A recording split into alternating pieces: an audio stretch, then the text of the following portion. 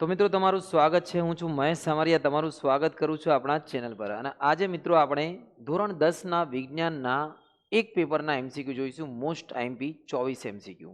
અને તમે આમાં જોશો કે તમને કેટલા આવડે છે એ બી ચેક કરો, અને કઈ કઈ વસ્તુ તમને ખબર નથી એ બી તમને ખબર પડશે। ઓકે મિત્રો, બોર્ડની એક્ઝામ હવે નજીક આવી છે, એટલે જેટલા વધારે તમે એમસીક્યુ કવર કરશો, એટલે શોર્ટ ક્વેશ્ચન એટલું વધારે સારું છે। Let's begin. મારી પાસે એક પેપર છે અને પેપરના મોસ્ટ આઈએમપી 24 પ્રશ્નો છે। પહેલો પ્રશ્ન તમારી સમક્ષ છે કે સોડિયમ ઝિંકેટનું રાસાયણિક સૂત્ર શું છે? સોડિયમ ઝિંકેટ, તમને ખબર છે સોડિયમ ઝિંકેટ ક્યારે બને છે? જ્યારે સોડિયમ હાઇડ્રોક્સાઇડની પ્રક્રિયા ઝિંક ધાતુ સાથે થાય છે તો બનશે સોડિયમ ઝિંકેટ। ચલો આનું સૂત્ર વિચારો કે આનું જે સૂત્ર છે કયું હશે? તો સોડિયમ ઝિંકેટનું સૂત્ર છે Na2ZnO2। આ પહેલાનો જવાબ છે, સોડિયમ ઝિંકેટ Na2ZnO2, આ એનો જવાબ છે। આમાં જો કે તે બે જવાબ સાચા છે, પણ આપણે આ જવાબ લખીએ। બીજો પ્રશ્ન છે, આ જે સંયોજન છે એનું નામ શું છે?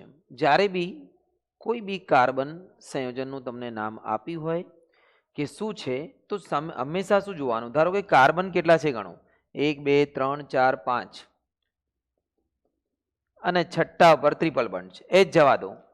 આ કેટલા કાર્બન છે? 1 2 3 4 5 અને 6 કાર્બન એટલે હેક્ઝેન। હવે હેક્ઝેનની પાછળ ટ્રિપલ બોન્ડ લાગેલું હોય એટલે સમજી લેવાનું, 3 બંધ હોય તો આઈન લાગે, 2 બંધ હોય તો ઇન લાગે, તો આમાં 3 બંધ છે એટલે આઈન લાગશે, એટલે આનું નામ પડશે હેક્ઝાઇન। શું પડશે ભાઈ? હેક્ઝાઇન। ત્રીજો પ્રશ્ન છે, તમને દેખાતું ના તો મોટો કરી દઈએ, કે ખાલી જગ્યામાં પાયરુવેટના વિઘટનથી કાર્બન ડાયોક્સાઇડ પાણીને ઉર્જા ઉત્પન્ન થાય છે। કઈ જગ્યાએ પાયરુવેટ? પેલા તો પાયરુવેટ કઈ પ્રક્રિયામાં આવે છે તમને ખબર છે? પાયરુવેટ આવે છે આપણે જારક શ્વસનમાં। જારક શ્વસનમાં તમે જ્યારે પાયરુવેટ બનાવો છો, પાયરુવેટ બને છે ગ્લુકોઝના દહનથી, તો જ્યારે પાયરુવેટમાંથી જે ઉર્જા બને છે એ ક્યાં થાય છે? કણાભ સૂત્રમાં। તો અહીંયા જવાબ આવશે ભાઈ કણાભ સૂત્રો। વિદ્યુત પ્રવાહનો એકમ કયો છે? કુલમ છે, એમ્પિયર છે, વોલ્ટ છે કે ઓહમ છે? વિદ્યુત પ્રવાહ એકમ સમયમાં જો વાહકના આડછેદમાંથી વહેતો, બરાબર ને, વિદ્યુત ભારના ચોખ્ખા જથ્થાને વિદ્યુત પ્રવાહ કહે છે। તો વિદ્યુત પ્રવાહનો એકમ છે એમ્પિયર। શું છે ભાઈ? એમ્પિયર। અહીંયા એક સમજાવી દઉં તમને કે એક વસ્તુ બી ધ્યાન રાખજો। અહીંયા આપણે અંતર્ગોળ અરીસામાં વસ્તુને કયા સ્થાને મૂકવાથી તેના જે વક્રતા કેન્દ્ર પર મૂકવાથી પ્રતિબિંબ કેવું બનશે? તો જો અંતર્ગોળ અરીસામાં તમને વસ્તુને જ્યારે તમે વક્રતા કેન્દ્ર પર મૂકશો, એટલે સી ઉપર મૂકશો, તો વસ્તુનું પ્રતિબિંબ એનું એ જ સ્થાને મળશે, તમને સી ઉપર જ મળશે, એટલે વક્રતા કેન્દ્ર આગળ વાસ્તવિક ઉલટાને વસ્તુ જેવડું મળશે। આનો જવાબ આવશે એ। છેલ્લી પાટલી પર બેઠેલા વિદ્યાર્થી પરેશને બોર્ડ લખવામાં વાંચવામાં તકલીફ પડે તો પરેશ કયા ચશ્મા પહેરે છે? કોઈ માણસને છેલ્લું પાટલી પર બેઠો છે, બોર્ડ પર દેખાતું નહીં, બરાબર ને, તો એને કયા ચશ્મા પહેરવા પડશે? અંતર્ગોળ અરીસા, બહિર્ગોળ અરીસા, અંતર્ગોળ લેન્સ, બહિર્ગોળ લેન્સ। હવે જો ભાઈ અરીસા તો કોઈ પહેરે નહીં, અરીસામાં તો એનું આરપાર દેખાય નહીં, અરીસામાં તો સામેવાળાનું મોઢું દેખાય, તો અરીસો તો પહેરશે નહીં, લેન્સ પહેરશે। કયું લેન્સ પહેરશે? જો એને દૂરના નંબર હશે, જો કે વ્યક્તિ દૂર જ બેઠો છે તો અંતર્ગોળ લેન્સ પહેરશે, અને નજીકના હશે તો બહિર્ગોળ પહેરશે, તો અહીંયા પહેરશે ભાઈ અંતર્ગોળ લેન્સ। આગળ પ્રશ્ન છે, નાઇટ્રોજનનો અણુમાં કયું સહસંયોજક બનતો હોય છે? બગા જો નાઇટ્રોજન, નામ તો સુના હોગા નાઇટ્રોજન, સૌથી વધારે વાયુ વાતાવરણમાં નાઇટ્રોજન છે, અને નાઇટ્રોજનનું જે પરમાણ્વીય ક્રમાંક છે એ છે, બોલો 7 છે, 2 5 2 5 છે, એટલે છેલ્લી કક્ષામાં કેટલા ઇલેક્ટ્રોન છે નાઇટ્રોજનને? 5 છે। 1 2 3 4 5, કેટલા ખૂટે છે? 3। છેલ્લી કક્ષામાં જેટલા ઇલેક્ટ્રોન ખૂટતા હોય વિડું એટલાનું જ એ બંધ બનાવશે। આમાં છેલ્લી કક્ષામાં 3 ઇલેક્ટ્રોન ખૂટે છે, કેટલા ખૂટે છે? 3, એટલે આ ટ્રિપલ બોન્ડ બનાવશે। શું બનાવશે? Triple bond. 3 3 3 ખૂટે 3 3, તો એમાં જવાબ આવશે ભાઈ 3।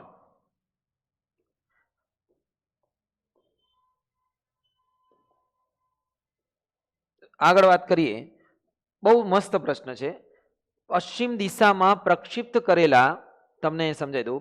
પશ્ચિમ દિશામાં પ્રક્ષિપ્ત કરેલા ધન વિદ્યુત ભારિત કણને ચુંબકીય ક્ષેત્રમાં ઉત્તર દિશામાં વિચલન થાય તો ચુંબકીય ક્ષેત્રની દિશા ખાલી કઈ જગ્યા હોય છે? પહેલી વસ્તુ તો આ પ્રશ્ન ઘણા બધાને ખબર જ નહીં પડશે કે આ શું થાય છે. હવે તમને સમજાવું. પશ્ચિમ દિશા, ધારો કે તમે અત્યારે જે હોય એ જગ્યાથી પશ્ચિમ દિશામાં સમજી લો. હું અત્યારે ઊભો છું, મારી આ બાજુ પૂર્વ છે, આ બાજુ પશ્ચિમ છે. તો પશ્ચિમ દિશામાં પ્રક્ષિપ્ત કરેલો ધન વિદ્યુત ભારિત કણ, મતલબ આ બાજુ એક કણ ગતિ કરી રહ્યો છે, બરાબર ને? ધન વિદ્યુત ભારિત મતલબ વિદ્યુત પ્રવાહ વહી રહ્યો છે, બેડું વિદ્યુત પ્રવાહ આ બાજુ. અને ચુંબકીય ક્ષેત્ર ઉત્તર દિશામાં છે. ચુંબકીય ક્ષેત્ર ઉત્તર દિશામાં છે. હવે ઉત્તર પશ્ચિમ આ બાજુ છે, ઉત્તર આ બાજુ છે. પશ્ચિમ જો આ બાજુ હોય મારી, તો ઉત્તર આ બાજુ હશે. ફાઇનલ. ઓકે, તમે દિશાનું જ્ઞાન હશે તમે. તો એનો ચુંબકીય ક્ષેત્રની દિશા કઈ હશે? ચુંબકીય ક્ષેત્રનો વિચલન એમાં થાય છે. જો આમાં તમને સિમ્પલ એક વસ્તુ કહું, ફ્લેમિંગના ડાબા હાથનો અંગૂઠાનો નિયમ લાગશે. ફ્લેમિંગના ડાબા હાથનો નિયમ.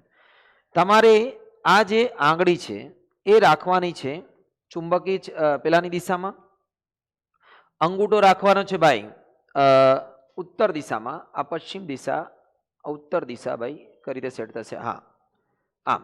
ઓકે, હવે સેટ થશે. જો ભાઈ સેટ થઈ જાય. ઉત્તર દિશામાં આપણે અંગૂઠો રાખવાનો. શું ચેક કરવાનું છે? હા, ખાલી જગ્યાની દિશામાં હોય છે તો આ રીતનું આવશે. હા, બરોબર છે. તો આ તમારું ઉર્ધ દિશામાં આવશે. કઈ દિશામાં? ઉર્ધ દિશામાં. ટૂંકમાં આમાં ફ્લેમિંગના ડાબા હાથનો નિયમ લાગશે, બરાબર ને? ફ્લેમિંગનો ડાબા હાથનો નિયમ તમને ખબર છે કે જો પહેલી આંગળી ચુંબકીય ક્ષેત્રની દિશામાં રાખવામાં આવે, બીજી આંગળી વિદ્યુત પ્રવાહની દિશામાં રાખવામાં આવે તો અંગૂઠો લાગતા બળની દિશા દર્શાવે છે. મોસ્ટ ટાઈમ બી છે. અને ત્રણેય પરસ્પર લંબ હોવી જોઈએ. લંબ એટલે 90 ડિગ્રી ઉપર.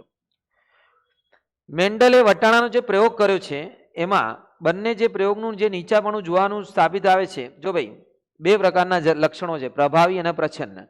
નીચાપણાનું લક્ષણ એ પ્રચ્છન્ન જનીનના કારણે. પ્રચ્છન્ન જનીન કેવું હોય? જ્યારે પ્રચ્છન્નથી પ્રચ્છન્ન ભેગું થાય તો જ બહાર આવે. એટલે જ્યારે નાનું નીચાપણું લક્ષણ ક્યારે આવશે? જ્યારે બંને નીચાપણાના લક્ષણો ભેગા થશે તો જ. અને એક પ્રભાવી ને એક પ્રચ્છન્ન હશે તો પ્રભાવી બહાર આવશે. એટલે અહીંયા આવશે પ્રચ્છન્ન. અરીસા માટે, મોટવણી માટે સૂત્ર શું છે ભાઈ? અરીસાની મોટવણીનું સૂત્ર છે ભાઈ 11માનું m બરાબર -v/u. આ અરીસા માટે છે. લેન્સ માટે હોય તો માઇનસ ની આવશે. બીજું શું છે? મેગ્નેશિયમ, એલ્યુમિનિયમ એક્સ અને પીબી. હું અહીંયા લખી દઉં છું. મેગ્નેશિયમ, એલ્યુમિનિયમ એક્સ અને પીબી તમે જોઈ શકો છો. 2 મિનિટ. હા, અહીંયા રાખીએ. તો ભાઈ આમાંથી કયું ખોટું છે?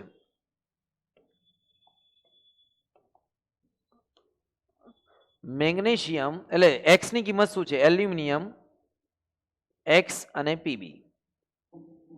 તમારે એક સૂત્ર યાદ રાખવાનું. આખી સક્રિયતા શ્રેણીનું સૂત્ર છે કહો ના કહો મગાભાઈ અલ્યા જાને ફરીને પાછો આજો. મતલબ કહો ના કહો મગાભાઈ અલ્યા જાને ફરીને પાછો હા. આ એક સૂત્ર છે. આગળ પાછળ યુ વચ્ચે જી. આખી શ્રેણી થઈ ગઈ છે.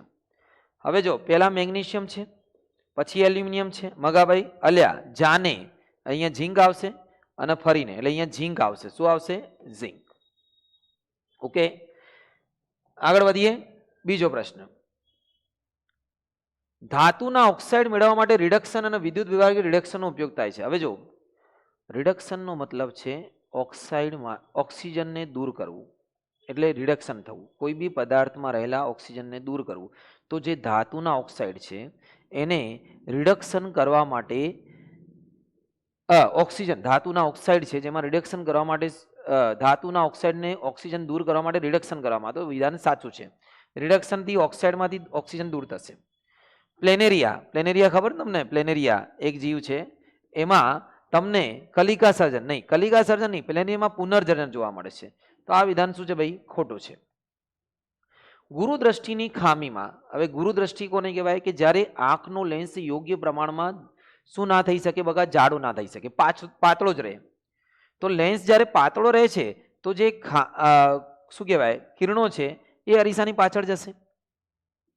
તો અરીસાની પાછળ તો અંતર, આ જે દ્રષ્ટિ અંતર દૂર જશે. તો આ વિધાન શું છે ભાઈ? સાચું છે. પ્લાસ્ટર ઓફ પેરિસનું બીજું નામ કેલ્શિયમ સલ્ફેટ હેમિહાઇડ્રેટ. સાચું છે. એનું નામ સૂત્ર બી યાદ રાખજો. પ્લાસ્ટર ઓફ પેરિસનું calcium sulphate hemihydrate. CSO4 half H2O, એનું સૂત્ર બી થઈ ગયું.